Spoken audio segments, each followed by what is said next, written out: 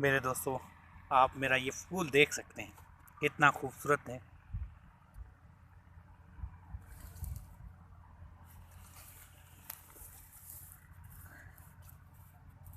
माशाल्लाह,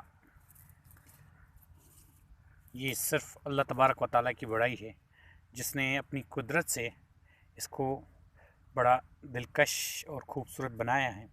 इसके शेडेस देखें किस तरह जो है कलर किए हुए हैं। ये कुदरत का करिश्मा है, इंसान के बस की बात नहीं। माशाल्लाह, दूर से इसका नज़ारा देखें, दो कलर्स नज़र आ रहे हैं।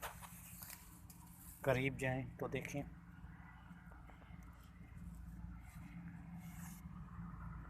माशाल्लाह।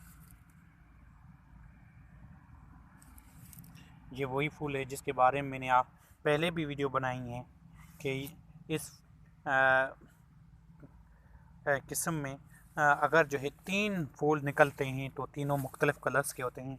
ये उसी की टहनी है, असल ओरिजिनल। यहाँ से मैंने उसको काट कर कलम किया था, आप देख सकते हैं।